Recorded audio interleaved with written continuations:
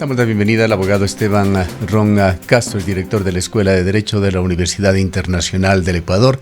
Abogado Castro, muy buenos días. Vamos a hablar de este tema de la consulta popular de Nebot y la decisión de la Corte Constitucional, pero antes quisiéramos consultarle también en una semana final de campaña electoral, cuando es previsible que los partidos y movimientos políticos rompan fuegos, particularmente las candidaturas con mayores posibilidades que se preparan para utilizar toda su artillería para llegar de manera efectiva al electorado que mantiene altos niveles de indecisión. ¿Cómo ingresa en esta semana, en este panorama, la denuncia de la revista Semana sobre un supuesto aporte de campaña del grupo subversivo ELN a la candidatura del señor Andrés Arauz? Buenos días, Gustavo. Gracias por la invitación, como siempre. Vamos poco a poco, ¿no? Desmenuzando cada uno de los temas. ¿Qué es lo que nosotros estamos viviendo en este momento dentro de los cánones de lo que es la campaña electoral? Pues vemos una última semana en la cual se van a poner de manifiesto muchas circunstancias. Entre estas, la campaña sucia, no solo el tema de la revista Semana respecto a las aportaciones del ELN. Vemos también que lamentablemente un consejero del CNE, y digo lamentablemente porque se ha desprovisto de su calidad de autoridad y pasa a ser autor político respecto de una denuncia presentada del Tribunal Contencioso Electoral. Este fin de semana vimos muchísima movilización también de gente con influencia política, con grabaciones, audios y demás, con inclusive malas palabras, majaderías, etcétera. Es normal de una campaña política tan caldeada, es normal no es normal, es natural, ¿no? Porque lamentablemente en el Ecuador hemos naturalizado el tema de la campaña sucia, la campaña insultiva y la campaña sin asertividad. Entonces, era algo de esperarse. Ahora, ¿qué influencia tiene sobre el espectro votacional? Yo creo que muy poca ya. A pesar de que nosotros llegamos hasta hace un mes con del 35 al 40% de niveles de indecisión respecto de las votaciones, en este momento creo que los márgenes se han reducido a menos del 14%, pero realmente ya son niveles adecuados a una elección que ha tenido tantas vicisitudes y tantas trabas. Este tipo de situaciones, este tipo de campaña mal utilizada, yo creo que no va a cambiar ya la decisión y tampoco va a tener una injerencia respecto de cambios estructurales o cambios muy proporcionales en la votación ya que han adquirido los candidatos. Ni siquiera el reportaje de Semana del vecino país, tampoco la denuncia del consejero Verde Soto en contra de Arauz, tampoco el tema de la Corte Constitucional respecto de la consulta popular de Jaime Nebot. Yo creo que eso ya no tendrá injerencia. La injerencia se dio hasta los primeros días de la semana anterior. En ese momento ya la gente empieza en un momento de reflexión familiar, personal y demás respecto del ejercicio de su voto. Entonces yo creo que no, salvo un escándalo muy amplio, no se va a cambiar ya las tendencias votacionales, estimado Gustavo. Doctor Ron, muy buenos días. Usted al hablar de campaña sucia estaría sugiriendo que la publicación de la revista Semana de Colombia es falsa, es una mentira y que solamente se enmarca en una intención respecto de la campaña política en Ecuador. No, para nada. No estoy encauzando que ese reportaje de Semana es campaña sucia. Llama la atención que sea en un momento circunstancial adecuado, al igual que los audios y videos filtrados, nada más, ¿no? Es solo un tema de temporalidad y esperemos que sea una coincidencia. No, nada más, no le estoy encasillando bajo ningún concepto en campaña sucia, pero muchísima campaña sucia sí se está dando, ¿sí? Nosotros lo estamos recibiendo y no está tan visible en redes sociales. Yo lo estoy recibiendo en el teléfono a través de otro tipo de mensajería con bastante locución, con bastantes videos, inclusive ya unos transgrediendo la dignidad humana, que se ha vuelto muy detestable, ¿no? Pero como le digo, ya estamos en este momento en un momento especial de reflexión del voto, que ya muy poca trascendencia tendrá. Respecto de la actuación reciente, como le decía, sí, respecto de la actuación reciente del consejero Verde Soto, ¿usted considera que él no debería intervenir con hechos, con denuncias de este tipo al ser miembro del Consejo Nacional Electoral? No solo por eso, no solo por eso, porque él está actuando en virtud de una investidura de autoridad y de la administración pública. Existen procedimientos establecidos y específicos que tiene que llevar a cabo el Consejo Nacional Electoral respecto del control y fiscalización de este tipo de actos de campaña. Si bien las dádivas están, están penadas o se encausan dentro de lo que es una infracción electoral, según el artículo 279 del Código de la Democracia, también existe un régimen que tiene que ser respetado y el Consejo Nacional Electoral tiene un departamento de fiscalización y control del gasto electoral, a través del cual se puede presentar una denuncia, pero como colegiado, no como persona individual. Esto es un desentendimiento de su actividad como parte del CNE, órgano colegiado, y presentándolo, yo diría, a título personal. Ahora, es una actuación discrecional por él, porque realmente denuncias de dádivas y demás, y eso es lo que se ha reclamado en redes sociales, principalmente lo han ejercido varias organizaciones políticas, ¿no? Pero bueno, todo llega a su cauce a veces cuando se trata de abusar sobre el derecho y las oportunidades. Lamentablemente, y del escueto boletín que el mismo señor Verde Soto ha presentado en las redes sociales y a través de sus cuentas oficiales, pues yo creo que esta denuncia no prosperará porque existe una falta absoluta de prueba. Inclusive el señor Verde Soto dice que ha llegado a su conocimiento por parte de una red social publicado por la periodista Belén Arroyo, afamada periodista, muy elocuente, y que según eso es prueba suficiente para presentar dicha denuncia. Parece que el consejero Verde Soto tampoco ha leído muy bien el reglamento de trámites contenciosos electorales, ¿no? Que establece que dónde va la carga de la prueba, que todos los hechos deben ser probados, el tipo de prueba y demás. Un poquito de asesoría no estaría mal en ese sentido, pero sí, lamentablemente se vuelve un actor político donde no tiene que ser. La autoridad Ahora, no puede si ser es que no toca, una circunstancia.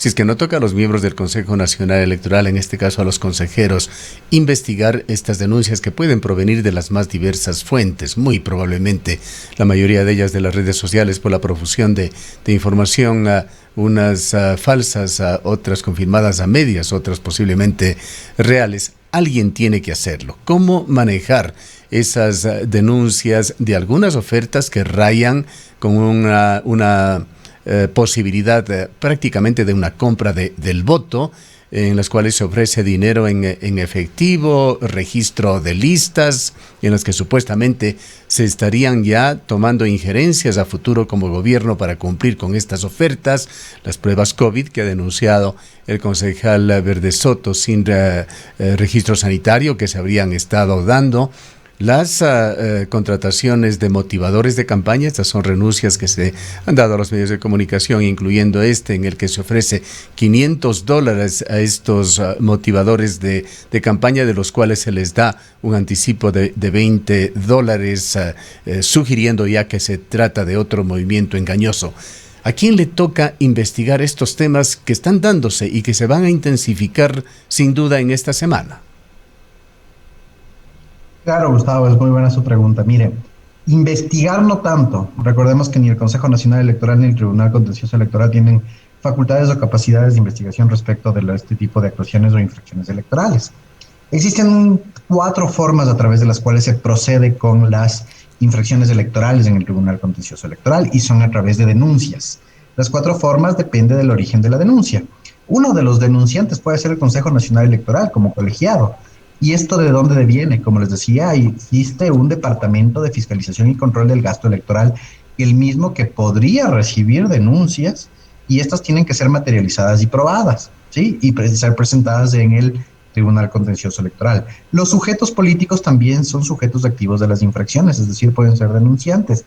Las propias organizaciones políticas, sujetos políticos, que se vean afectados por actuaciones de otras organizaciones políticas en virtud de los señalamientos que usted hace, tranquilamente pueden presentar una denuncia ante el contencioso. Finalmente, los ciudadanos podemos también presentar denuncias, ¿no? Siempre y cuando se justifique la vulneración de derechos de carácter subjetivo, en este caso de derechos de participación política. Y otras instancias gubernamentales también pueden presentar denuncias. Entonces, el tema es que lo que tiene que hacer la gente es denunciar, ¿no? Denunciar a través de los parámetros que la ley establece. Eso sí es muy importante. al no tener el Tribunal Contencioso Electoral o el CNE facultades de investigación, y siempre hago una analogía con la Fiscalía y la Justicia Ordinaria. La Fiscalía y la Justicia Ordinaria tienen facultades de investigación respecto de los delitos, ¿no es cierto? Acá el CNE y el TCE no tienen facultades de investigación respecto de las infracciones electorales. Por lo tanto, la carga de la prueba, es decir, la situación que debe ser arguida y más que nada probada con, no estamos hablando de evidencias, pruebas, ¿sí? Tienen que ser especificadas por el denunciante. En este caso no existen, ¿sí? Y además, otra cosa, estimado Gustavo, las pruebas, según la propia ley y el reglamento de trámites contenciosos electorales, tienen tres caracteres.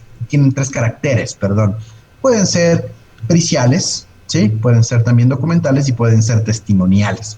Así que, en ese sentido, pues quien quiera denunciar, o sea, cualquiera de los sujetos activos que lo mencioné, tiene que acudir a esos tres tipos de prueba. Es decir, si yo quiero denunciar el otorgamiento de una dádiva, un tanque, un tanquero, una prueba COVID y demás, tengo que evidenciar a través de las tres formas, documentalmente, pericialmente y testimonialmente, que efectivamente se dieron, si quiero que traiga a efectos una sanción. Nada más, estimado Gustavo. Cabría concluir sobre estos temas que el debido proceso, los tiempos en los que se ventilan las denuncias, harían realmente irrelevantes estas denuncias desde una perspectiva legal, comenzando con lo de la revista Semana o cualquier otra cosa que pueda denunciarse a lo largo de esta semana, abogado Ron. Mire, el tema de la revista Semana es un medio internacional, no conozco cuál sea su credibilidad a nivel internacional. Bueno, nosotros sí lo conocemos, y es una revista de gran prestigio, es el equivalente a Caretas de Perú o a Veja de Brasil. En cada uno de los países hay una revista, no porque nadie lo dicte, sino su lectura, su difusión la consolida.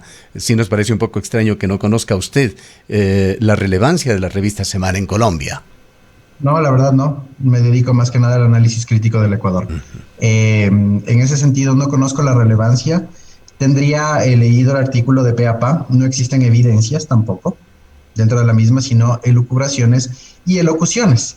Entonces, en ese sentido, pues lo que se tendría que hacer, si es que alguno de los actores políticos quisiera en este sentido actuar sobre lo que Semana establece, podría hacer la denuncia. En este caso, no estamos hablando solo del ámbito electoral. Hemos estado hablando también del ámbito penal, ¿no? Porque estamos hablando de aportes ilícitos. Y cuando existen aportes ilícitos, existe de por medio otro tipo de delitos. Ahora, si es que la Fiscalía General del Estado quisiera utilizar dicha revista o el contenido de dicha revista como una noticia criminis e iniciar el proceso penal, pues que lo haga. Estamos en un Estado de Derecho y si es que existe una merma o existe una situación que podría desmembrar la democracia y la institucionalidad ecuatoriana sobre la base de aportaciones ilícitas, y en este caso por parte de un grupo narcoguerrillero, pues se podrían abrir las investigaciones del caso. Ahí sí investigaciones, porque estamos hablando de justicia penal. Bien, vayamos al otro tema que le habíamos planteado. De la Corte Constitucional, que ha negado el pedido de consulta popular del exalcalde Jaime Nebot. ¿Cómo mira usted este hecho? No me sorprende en lo absoluto, La Corte Constitucional que tenemos actualmente en el Ecuador es una corte que ante todo es técnica, es una corte que no tiene actuaciones políticas ni mediciones de tiempos, y eso lo ha demostrado. Los magistrados que están en ella, pues son, creo que los magistrados más probos que tenemos en el país al momento, en el ámbito constitucional, inclusive históricamente hablando. Como le digo, Gustavo, no me sorprende, debido a que la forma en la que fue planteada la consulta popular presentaba ciertas deficiencias, principalmente en lo que tiene que ver en el fondo de la situación. Las preguntas no estaban bien realizadas y no había una especificación de los anexos sobre los cuales tenía que acudirse, ¿sí? Los anexos son esta parte fundamental de las consultas populares en los que se especifica dónde estarían las reformas estructurales. Además, que tampoco había una correcta estructuración de la misma en cuanto al sistema competencial del Estado. ¿A qué me refiero? Que se trataba de consultar sobre temas que son exclusivamente de la administración e inclusive que podían vulnerar otro tipo de acuerdos. Como les digo, no me sorprende en lo absoluto la actuación de la Corte Constitucional. Previamente, la Corte Constitucional ha demostrado bastante imparcialidad. Aquí hay una falla y una falta de técnica jurídica respecto de la formulación de las preguntas, en virtud de querer hacerlo un instrumento político y no técnico. Esa sería la reflexión que tengo. Realmente no me sorprende. Por ahí creo que se hacía algunas elocuciones respecto de la situación de que por qué en este momento y eso podía afectar a cierta campaña. Considero que no. Se utilizaron los tiempos adecuados, la Ley Orgánica de Garantías Jurisdiccionales, Control Constitucional y el Reglamento de Sustanciación de Trámites en la Corte Constitucional establecen los tiempos en los cuales se tiene que resolver. No existe vulneración a ninguno de estos, pero obviamente esa efervescencia que estamos viviendo al momento en la campaña, pues hace que se la trate de vincular con temas políticos. He leído el extracto, lamentablemente no hay a disposición, espero que ya lo cuelguen el día de hoy, la Corte Constitucional bastante prolija en ese sentido, del por qué se inadmite la consulta popular, y es bastante coherente en ese sentido, pues da una satisfacción al menos que en el ámbito constitucional del Ecuador se respete el Estado de Derecho. Deberíamos entender, doctor Ron, que con las recomendaciones o las aclaraciones de la Corte Constitucional, el abogado Nebot podría hacer una corrección, digamos así, y volver a presentar la consulta. Efectivamente, tiene que darse una nueva consulta, ¿no? Un nuevo pedido, no una nueva consulta. Hay que ser un poquito más técnico. Tiene que darse un nuevo pedido por parte del abogado Nebot. Él obviamente está dentro de lo que se llama una consulta popular por iniciativa ciudadana. Entonces, claro, él podría proponerla nuevamente en virtud de, o considerando al menos, cuáles fueron los argumentos de la Corte Constitucional para haberla negado, e incorporando dentro de su pedido realmente lo que la Corte ha observado. Es súper complejo plantear en estos momentos una consulta popular. Bueno, más que complejo, es más que nada requiere un trabajo de bastante estudio, y creo que una de las principales situaciones sobre las cuales no se logró dar la consulta popular es la argumentación conexa, es decir, los anexos que se requieren para que ésta sea materializada. Entonces el abogado Nebot, bajo cualquier circunstancia, puede hacer una retroalimentación de lo que la Corte Constitucional ha señalado como efectos negativos de su pedido para él incorporar e ir corrigiendo y presentarla nuevamente. Eran amplias las reformas que proponía Jaime Nebot, entre ellos había 14 preguntas en las cuales se buscaban cambiar 43 artículos, incluir 20 artículos en 20 cuerpos normativos distintos. Cabe recordar también que el apoyo a esta consulta popular fue parte del acuerdo Partido Social Cristiano, creo, para que Jaime Nebot desista de su candidatura a la presidencia de la República, acuerdo con Creo, por supuesto, de allí su connotación política en el momento actual.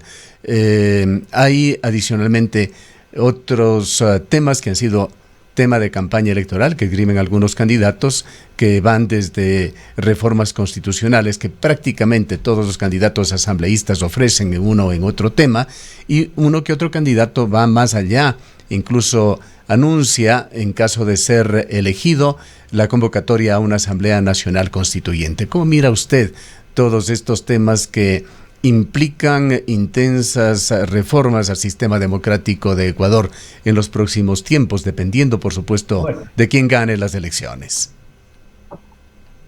Sí, Gustavo, en ese sentido hay bastantes propuestas que tratan de hacer una reformulación del Estado, y eso es un fenómeno latinoamericano, ¿no? En este fenómeno latinoamericano que nosotros hemos tenido en los últimos años, tenemos dos tipos, y se los ha denominado, ¿no? El populismo penal, no me gusta decirlo así, es el populismo punitivo, que a través de ofertas de campaña se trata de radicalizar a los sistemas penales de cada país. Pena de muerte, prisión por deudas, cadena perpetua y demás, ¿no? Obviamente son propuestas que no se pueden ejecutar debido al marco legal, al sistema jurídico en el que nosotros estamos inmersos, porque no solo la Constitución lo prohíbe. La Constitución lo prohíbe en el tema de los derechos, es absoluta, es tajante, pero también los compromisos de carácter internacional, los acuerdos de Ginebra, por ejemplo. Entonces, tenemos que considerar que todo el sistema jurídico compuesto por las leyes ecuatorianas y también por los acuerdos internacionales, pues no prevén esta situación. Ahora, la oferta, la campaña, la promoción de este populismo también de la reestructura del Estado es un tema en el cual se ha venido trabajando en Latinoamérica ya de manera constante y se trata de hacer una reformulación de lo que el Estado o de lo que es el Estado y para qué significa tener el Estado. Pero claro, obviamente una oferta de populismo, de reestructura del Estado, realmente no ha sido medida por estas candidaturas, ¿no? Se habla de las grandes consultas populares, en el caso del candidato Gutiérrez, que serán sometidas a consideración una reestructura generalizada del Estado. No, o sea, yo creo que son elecciones que nuevamente responden al momento ferviente de la campaña, pero que no han sido analizadas jurídicamente hablando. Si se quieren dar este tipo de reestructuras, se tiene que atender a una cosa, ¿no? Estamos hablando ya de asambleas constituyentes, que lamentablemente, y en la situación de gobernanza que tenemos en el Ecuador, entrar a un régimen de transición para llegar a una constituyente sería bastante difícil, porque la maquinaria de gobernanza que se requeriría para ejecutar una forma de gobierno en ese sentido es muy, muy compleja, ¿no? Pero finalmente estamos hablando de populismos exacerbados e inclusive yo les podría decir populismos circunstanciales. Circunstanciales, ¿por qué? Porque responden a un momento histórico y político adecuado que requiere o al menos hace asimilar por parte de los candidatos que la reestructura organizacional del Estado o esta refundación es la solución para todo. Hay temas que sugieren también cambios a futuro, abogado Ron. Entre los candidatos hay, por ejemplo, la visión, diríamos, de uno de los candidatos de que la justicia o los propios jueces se encargarán, y a sin presiones, ha dicho el candidato que se ha referido a este tema, de dejar sin efecto las condenas de los implicados en el caso Sobornos 2012-2016. Usted conoce, como pocos ecuatorianos, la Constitución de la República, el Código Integral Penal y otros cuerpos legales, y entiende perfectamente lo que es cosa juzgada. En el actual esquema ecuatoriano sería imposible lograr lo que este candidato propone o sugiere. ¿A través de qué mecanismos se podría lograr que jueces puedan reconsiderar las sentencias del caso Sobornos 2012-2016, que no sea otra, para utilizar un término, metida de mano en la justicia? Definitivamente, como usted bien lo señala, Gustavo, cosa juzgada. Es la sentencia de venida del caso Sobornos 2012-2016 está ya en proceso de ejecución. La ejecución puede ser interrumpida, bueno, yo no soy experto en el tema penal, ¿no? Pero la ejecución de penas puede ser interrumpida por algunas circunstancias, principalmente con las desavenencias o capacidad estatal para ejecutarla. En ese sentido, pueden haber ciertas excepcionalidades a la ejecución de la pena, pero la pena no cambia, ojo, ¿no? ¿Cuáles son los mecanismos que podrían utilizarse para efectos de hacer un cambio de la situación de los sentenciados en el caso Sobornos 2012-2016? Hay tres opciones: indulto, una amnistía que tiene que otorgar la Asamblea, el indulto del presidente de la República, o el otro son los mecanismos internacionales que permiten una reparación integral en este caso, si es que se determina que no existió un juzgamiento debido. Entonces, esos son los tres mecanismos a través de los cuales se podría revertir la situación de los sentenciados en el caso Sobornos 2012-2016. Obviamente también hay delitos que derivaron, o al menos investigaciones que han derivado de esa sentencia, ¿no? Recordemos que esa sentencia fue, o el tipo penal utilizado en esa sentencia fue el cohecho agravado. Entonces entiendo que de ahí han devenido también otras consecuencias de carácter jurídico en el ámbito penal, como por ejemplo el tráfico de influencias, que son procesos que tienen que darse a la par. Estos procesos igual, estimado Gustavo, tienen que darse, tienen un juzgamiento, tienen un proceso que es prácticamente el mismo que el que tuvo Sobornos 2012-2016 y que tendrán que tienen que seguir siendo evacuados. Pero por lo pronto no existe un mecanismo legal o constitucional a través del cual se pueda revertir el sentido de esa sentencia. Como le digo, indulto presidencial, amnistía legislativa o en su defecto reclamaciones de carácter internacional con un pedido de compensación y reparación de la situación de las personas involucradas en este caso.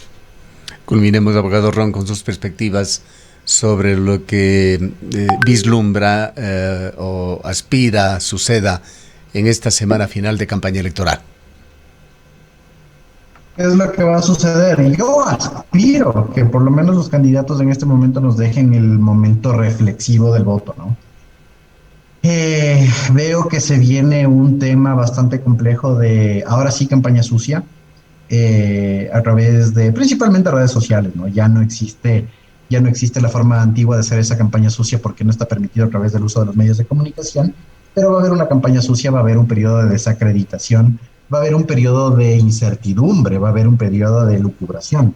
Van a haber, a pesar de que las encuestas ya fueron cerradas, el tiempo para publicar las encuestas fueron cerradas, va a haber encuestas que salgan a la luz fuera de este tiempo, obviamente a través de mecanismos no convencionales para no caer en infracciones. Va a haber mucha, como les digo, incertidumbre, lucubración, campaña sucia, pero por otro lado yo también aspiro a que en al menos el silencio electoral y en estos días que quedan de campaña se haga un pragmatismo electoral, es decir, que nos den a conocer los candidatos qué es lo que realmente proponen para los primeros años de gobierno, aunque ya ha sido saturado el tema, por lo menos que nos dejen pensar, pero una cosa es lo que uno aspira, otra cosa es la realidad. De ahí que vendrá, esperemos, estimado Gustavo, que el proceso electoral ya el día de las elecciones y el día previo, cuando se empiezan los votos de los PPLs y el voto en casa, no sea un voto trabado, no sea una situación en la cual se generen actos de violencia o infracciones, ¿no? Entonces eso es lo que se ve para esta última semana. Muchas gracias por habernos atendido, abogado Ron. El abogado Esteban Ron Castro es director de la Escuela de Derecho de la Universidad Internacional del Ecuador.